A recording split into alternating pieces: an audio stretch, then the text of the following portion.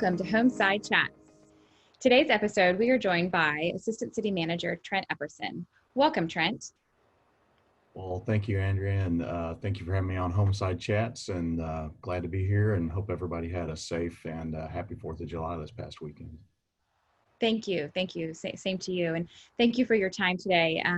I know you are very busy between all the different hats that you wear in representing City of Pearland, and a lot of transportation hats that you wear with HDAC and all of those committees. So can you talk a little bit about how in each of those roles your experience has been since the beginning of the pandemic kind of to where we are today? Sure. I think as with everybody, it's been difficult, it's been challenging, and there's been new things everybody's had to get used to. One of the things we did here in Pearland is we established our incident management team very early on. And that was to look at policies here for pandemic leave, how our personnel policies work with the CARES Act, protocols, how our first responders would respond to incidents, and communicating information to those folks. So if our EMTs were going into a situation where they knew there was someone that had tested positive, then they went with enhanced PPE protocols. And just putting all those type of protocols in place for everybody. Also moving people into working from home schedules and how that worked and the technology available to us, and getting everybody up and running with that. And then I think a big challenge for everybody was acquiring additional PPE and just being able to source those things early on in the pandemic. So I think those were some of our early challenges. As this surge has occurred, we were really trying to transition into more of from response to a recovery type phase. And with the surge, it's really while we're trying to work on the recovery part of the responding to the pandemic, we're also having to move back into the original response phase with the surge. And then in the middle of all that, we actually had to stand up 2 additional incident management teams when we had the entombment of George Floyd was actually here in Pearland. And so for that, we had an incident management team to make sure everything went well, and we believe it went very well. And then as that was occurring, we also had tropical storm out in the Gulf, which luckily we didn't have to deal with it, but we had to do some of our early planning just in case it did head here, because we were originally within the, where it was potentially headed to. So it's been busy. We've got great people working on all of our teams that have led us through all this. I'm just a piece of it that helps out where I can, but we've got great people in place really leading us through these efforts in these challenging times. Right, and I appreciate you mentioning the entombment of George Floyd and then tropical storm, and so all of the things that have occurred kind of layered on top of the pandemic and life moving kind of parallel to also this response that we're having to manage. And I also appreciate your comment about how we thought we were moving into more of recovery, and then it was back to the response mode. Can you share how kind of currently the city of Pearland is responding to the surge? And I actually think that we are in fact still trying to do some of the recovery now at the same time as the response. Do you feel, in the beginning it was all hands on deck, this was brand new. Is there some more stability with this resurgence than in the beginning? And has that, what things that you had learned previously, right, you can apply now to the surge? Has that been informative for you guys moving forward? Sure. I think, from a response standpoint, we do, we're not having to work our way through different policies and how it fits in with this particular instance. All of our emergency type policies were really, they're geared here on the Gulf Coast towards, hurricanes. And so, we had to work through a lot of those. So those have been worked through. So now as the surge continues, there is more of a rhythm to our response part of it, which is really, making sure that that our dispatchers and our emergency folks have the best intel they have on if they're responding to a situation and it's a known positive case.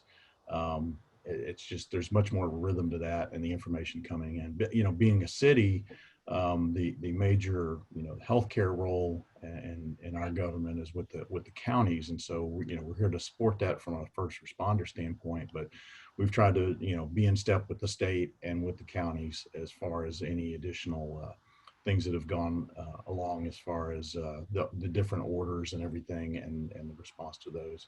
So there is a better rhythm, I think, to the actual response, and now we're kind of working our way through the recovery piece as well. Our council adopted our recovery plan recently, and that is how to distribute some of the CARES Act fund Okay. that'll help with some of the economic recovery, in addition to reimbursing our cost internally for a lot of the additional expenses. Right. And so in some of my conversations with other city leaders, the comments related to the CARES Act and largely any of the stimulus or federal money that comes back down is flexibility. Um, Flexibility in funding, because for planning purposes, especially with regards to infrastructure, they want this kind of shovel ready.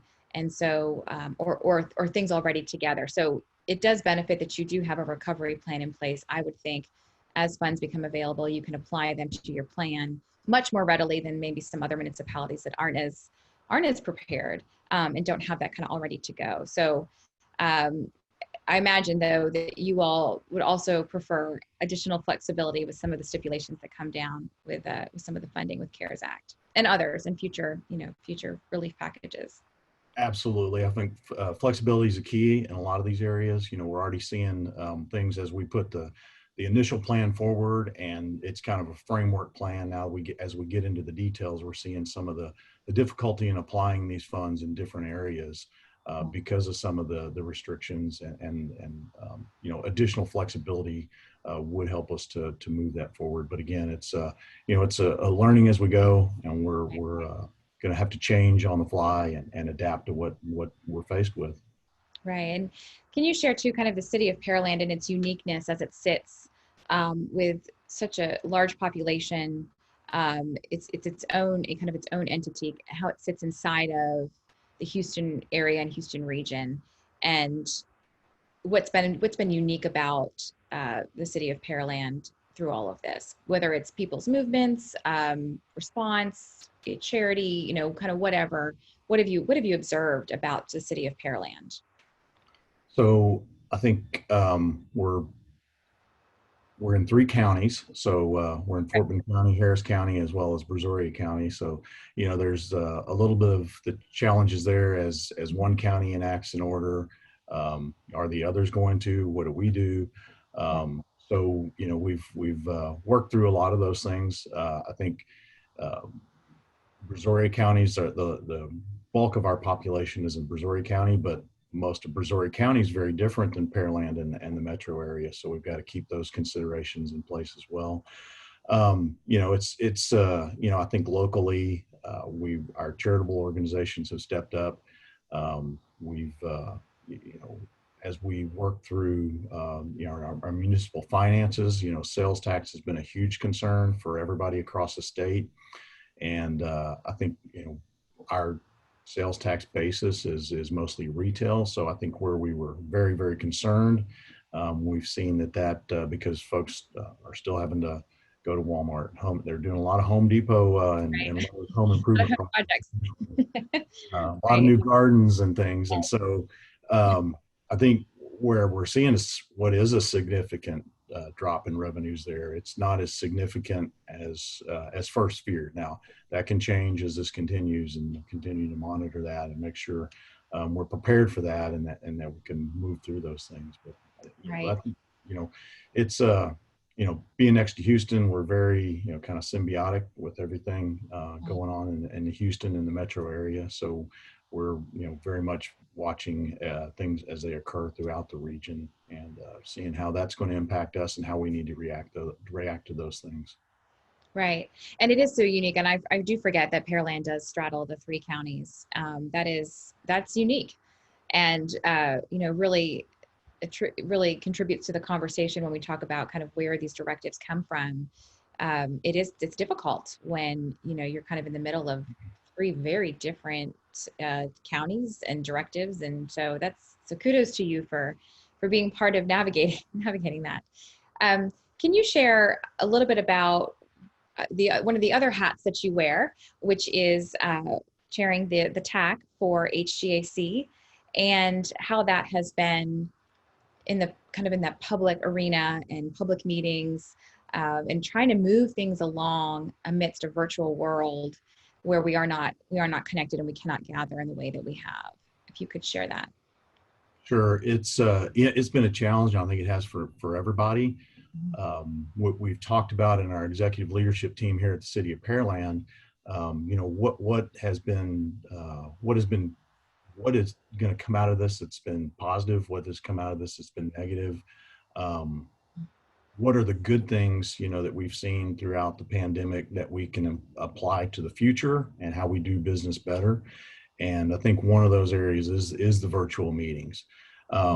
People have they've gotten over that reluctance. I think before this, when you weren't forced to have these type of meetings, people didn't want to do these type of meetings. They'd always choose the meeting in person first. And if they were forced into one of these, they may never turn their camera on. And so I think that's changed the world a lot.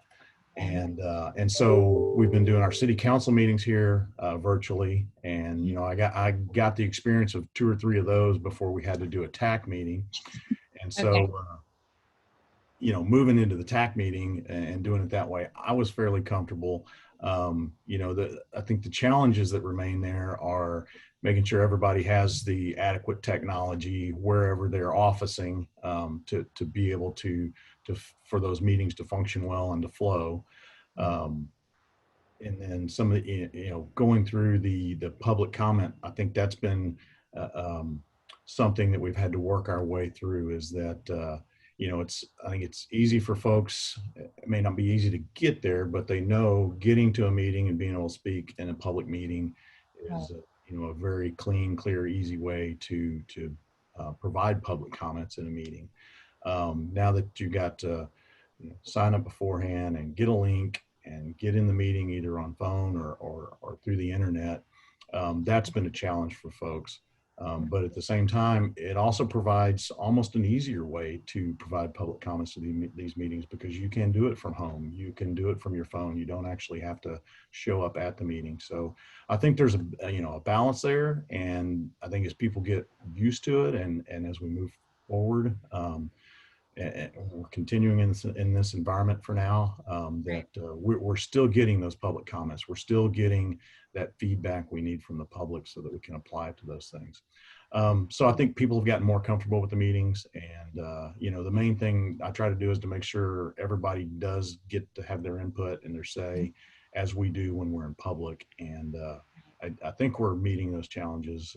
Yes. Well, yeah. Some of the meetings. As a member of TAC, yeah, as a member of TAC, I would say what I've appreciated is that your meeting temperament, your calm temperament, has translated well onto the virtual platform, with people not muting, their microphones, and all kinds of nuances. And you just are very, please mute your microphone, please, let's continue the meeting. And so that's been really helpful, because everybody needs to feel as if this has translated and transferred seamlessly, to feel confident about the process. And you've done a great job with that. So, and I know, with TPC, there were a little bit of bumps, but everybody got to say what they needed to say. Everybody felt included in the conversation. And so that's what's important. And as you said, we are still learning as we go and refining. And I think it's been great. And, for example, too, there are some meetings, for the Texas Transportation Commission meetings, right, in Austin, where, you had to take an entire day or 2 days to travel to make a public comment in person. Now there's an opportunity to make that public comment from wherever you are. Right. And that's significant. That's really significant. Kind of going back to Pearland and talking about unique needs and kind of looking forward, we are approaching a legislative session, and it's I feel like every year we've said, this is going to be an odd session. And this year it truly is going to be a bit of an odd session, right? So I know a couple of things that we are looking at TAG are still looking for funding streams as it relates to alternatively fueled vehicles, right? Kind of an equity conversation. The other issue is we know that while sales taxes hit hard right now, property taxes those will shine as far as what is being hit hard probably about the time that we're recovering more readily from the sales tax, and that's going to hit our counties. And so can you talk a little bit about looking ahead at the session, kind of what Pearland is really have its eyes set on, transportation, not transportation, right? All things are going to be, the policy board has been wiped clean essentially. So we got to look at everything. Yeah. So can you share from your vantage point? Sure. So, I think, transportation is one that we're always looking forward to, and that we've seen for years where the legislature's provided some additional streams for funding transportation projects around the state. We've still got to go back and look at the way the motor fuels tax is done. And as we move to more and more alternative fuel vehicles, how that's going to work moving forward. Since it's based on how much gas people use. So I think that's huge, from a local perspective, for City of Pearland and cities like us.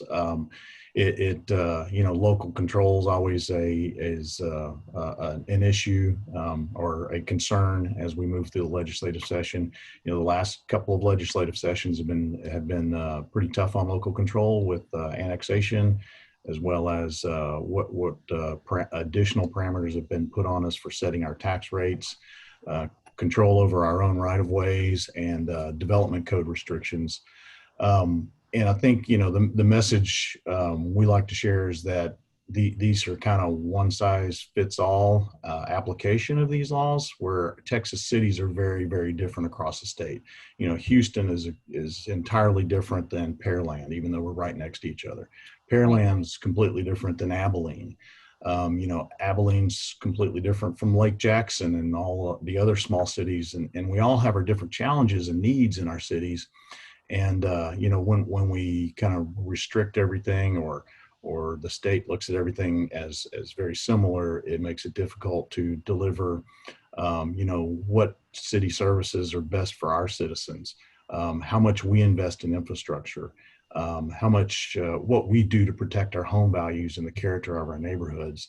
I think, leaving a lot of those to our locally elected city officials, who they're responsive and responsible to our citizens, having them to have that flexibility to make those decisions for what best fits Pearland is the theme that we'll, carry into this session. But as you said, it's going to be a very different session, very different challenges for the state as well as the cities across the board, coming out, or hopefully coming out of into full recovery from the pandemic. But that's really changed a lot of things, and I'm sure it'll change the legislative session as well. Right. Yeah. And specifically the infrastructure industry has, compared to others, right? I mean, we've been able to carry on, keep projects moving, construction's been continuing. It is ensuring that continues and that those projects don't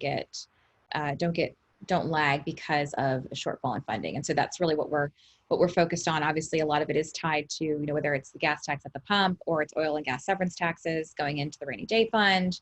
It's all tied back to a lot of things that are going to have significant declines or have had significant declines and will continue to do so. So that's really, our focus as well. And we know, yes, absolutely, the local state control conversations, a great example was of kind of the diversity of county budgets and city budgets was when we looked at last session, the alternatively fueled vehicle fee and just the equity conversation of it and where that money goes. Once it's collected, where does that money go, right? Does it go to the state highway fund or does it come back to local municipalities and counties? And the problem with doing it at the state level and recording that language at the state level was that you couldn't find a common line item in a budget across the board where you could say this money is going to go into this piece of the budget, because every budget is written so differently and not everybody has a line item for transportation, right? Somebody might call it something different. So even just in the language of budgeting across counties and municipalities is so varied and so different. And so we do support more of those local conversations. And I do think that COVID has certainly put a lot of that on front and center stage with that kind of that pushback Sure. between what a local municipality or county needs versus what a state is doing, especially a state as large as Texas. I mean, there's just the variance is so much. So appreciate all of your leadership and in past sessions and kind of looking forward and representing just the dialogue and that conversation that needs to happen and needs to continue. Definitely, definitely necessary. So looking back, local infrastructure, transportation budget for Pearland, can you talk about kind of that plan moving forward for infrastructure in the city and any major projects that you're kind of have your eyes on and the status of all of those? Sure. We've got a very robust capital improvement program here with City of Pearland. We passed our citizens passed a bond election in 2019 to support several of those projects. We have several transportation projects that are on the Transportation Improvement Program through HGAC, receiving state or federal funds to support those projects. So, some of the major ones that are going on, I'll kind of go through all the major ones, whether it's City of Pearland led or not, because they're very impactful for our citizens and a lot of benefits for our citizens. So the first one, and it's the largest project in our area right now, is the 288 toll lanes, which is led by TxDOT in the Harris County section and then Brazoria County in the Brazoria County section. And we've got one of the highest concentration of Texas Medical Center employees in the west side of Pearland that are going to hugely benefit from that, as well as our folks that commute to downtown. And so that looks like it's on track to open this fall, and we're really looking forward to having that completed and open, and that additional capacity for our commuters. Within Pearland, we've got several significant roadway projects going on as well. We've got Hughes Ranch Road, a widening of that road from 288 to Cullen Parkway. It's under construction. We've got about a year to go, and that actually provides enhanced and better access to the 288 toll lanes that I just mentioned, and is a way to get on those without having to traverse through our most congested intersection with 288, which is FM 518. So we're really looking forward to getting that completed. McCard Road is a project that we just awarded the construction contract last month, just under $30 million. It's the largest transportation project, I believe, that Pearland's ever awarded a construction contract on. And it extends McCard from Cullen Parkway over to McCowa and completes that segment of roadway that's not there today. And so great east-west thoroughfare that'll provide relief to both FM 518 and folks up on the Beltway that need to just traverse across Pearland. Then we've got a frontage road. We're working with Brazoria County, TxDOT, and the Pearland Economic Development Corporation to build a northbound frontage road between Magnolia Parkway and FM 518 here. It basically, the purpose of that is we've got a large commercial corridor through there that's got very restricted and limited access in and out that causes significant congestion issues at FM 518 and 288. And that will relieve a lot of that congestion in that southeast quadrant there. And then one more local project, McCowa Road from 518 to Beltway 8. We're in the early design phase of that. It's scheduled for construction in November of 21.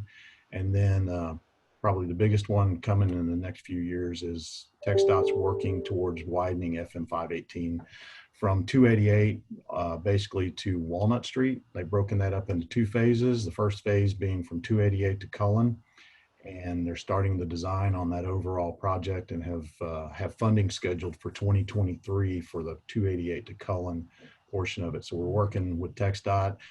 They've been great partners, working hand in hand with the early development of that project, and something needed here for many, many years that we're looking forward to getting that widened. And I'd be remiss not to mention a couple of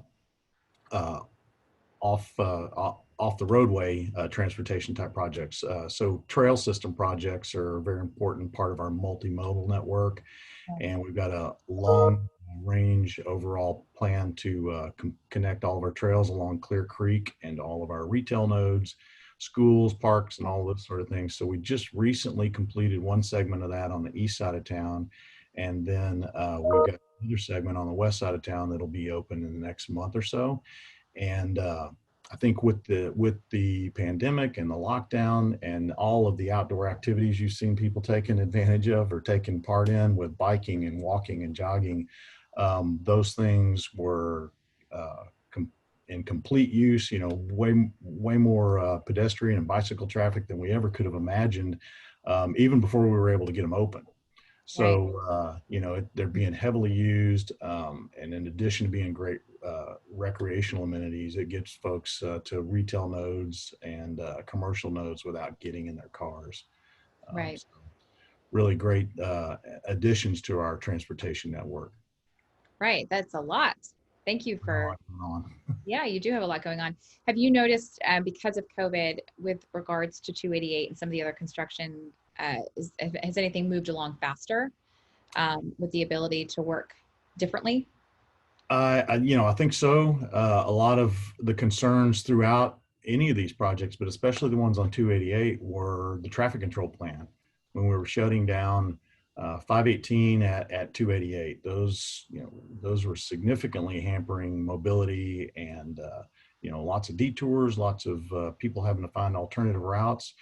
And so with the, you know, we've seen on our local roads about a 40% reduction in Okay. traffic during the height of the shutdown, and so there were a lot of those things that required significant traffic shutdowns and closures and reroutings that were able to get done without impacting traffic near as much or at all as they would have previously.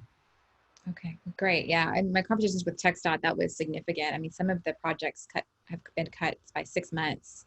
Some of the larger ones that they're looking at, especially around 610 in that area. So significant, and just the safety piece of it too. Workers out working on the roads while there's a lot of traffic, right? That's been minimized, and so safety's been it's been much safer too for the crews to be working and kind of we're staging their equipment and closing lanes down and things like that. So that's great. And so you mentioned the 2019 mobility bonds; those sound like everything's still very much on track.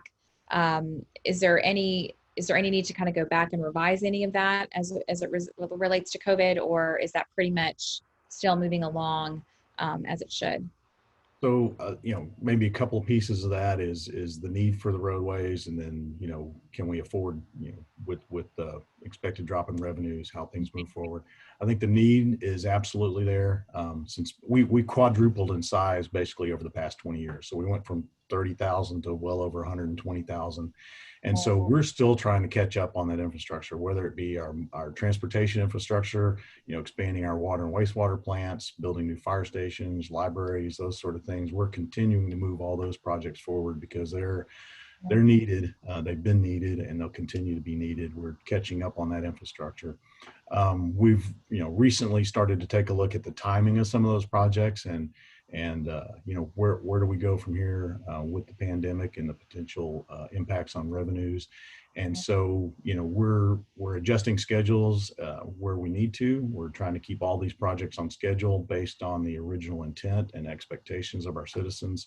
Right. But at the same time, looking to make sure that we can continue to afford those. And I think, you know, right now we've got everything still on track as planned, but we continue to monitor and we will modify as necessary moving forward. Right. Great. And you mentioned the population quadrupling. What are the projections look like going forward for Pearland? And we know Houston's numbers are massive, right? And Pearland's probably not far behind. So what is kind of the projection over the next 10 to 20 years for Pearland? So we'll continue to grow, obviously, with a start from a bigger number. The growth rate will be slower. You know, that growth peaked for us, you know, probably between 2008 and 2015. So we continue to see steady growth, and we've still got areas we can grow into, but we're starting to run out of those. So, you know, we'll see growth continue over the next 20 to 30 years. You know, we think we'll probably add another, you know, 30,000 people or so over that time frame. And so, you know, continuing to plan for the future, make sure our mobility plan's ready, and we've got means of executing those projects. continuing to serve our citizens with clean drinking water, treating the wastewater, making sure we've got the capacity for that continued growth is that's all in as part of our master planning, and as well as making sure we've got the recreational opportunities with parks and those sort of things as well. So while we'll still continue to see growth, and I think what you would consider significant growth, it'll be a little bit slower than we've seen over the past 20 years. Right. Well, that can be a good that could be a good thing, right? You have some time to catch up, quote unquote, catch up, right? Yes. We want to see growth, but we want to be able to manage the growth as well. So significant progress that you all have made, and thank you for having, first of all, the leadership to manage a lot of that, and also the knowledge to share all that you shared today, and running down all those projects. And you have to know a lot all the time. So we appreciate that. I also wanted to close with I like to ask kind of we've all had a lot of personal challenges and opportunities through this pandemic. And I'm curious kind of personally what you've learned or something that's been just surprising to you as you've navigated this in kind of your own way. That's an interesting. It's probably, I mean, for me, it's a long list, but So having my freshman in college come home in March and hasn't. Hey, yeah, that's been challenging for her, and challenging for us. And then my older one actually graduating in May, and actually still having a job, but him coming back home as well. So it's been the four of us back together again. And right. I think all that's great. It's also it's challenging. It's you're kind of moving into a new direction in life, and then life takes a turn. While it's been it's great having them home, one of them's ready to take off and do his own thing, and the other one should really be enjoying the college life and home with mom and dad. So I mean, that's not serious. That's not, something that I know a lot of people are dealing with a lot more serious things and a lot of bigger challenges than that. So, I count myself fortunate and lucky in that way. But it is a moment for everybody in their own way. Right. And so there's a lot of, my 7-year-old son says it best. He's like, some days I hate Corona, and some days I love it, because he loves being home, but there's the sacrifices that have come with it. So I think that's also, I think adults could say that statement as well as a 7-year-old, but there will be things that we will miss that we're already getting used to with kind of all that family time. But there will be a lot that we will be ready to bring back into our lives as well. So absolutely. Well, thank you so much for your time today, and your leadership. And I look forward to continue to working with you on TAC and other endeavors as we embark on the legislative session. Ty will come back and do a release of our agenda and have an open dialogue about that as well, so people can talk and ask questions, and because we will need all hands on deck and all minds at the table, because it'll be an interesting session. Yes, definitely will. And again, thank you for having me on Homeside Chat today. And look forward to seeing you back at TAC one day. Yes, right, in person. In person. Yes, thank you. That was Homeside Chats. We hope you enjoyed today's program. This series would not be possible without the support of our 2020 mobility partners. We thank you. Stay tuned for more episodes of Homeside Chats and a new series called The Roundtable, coming soon.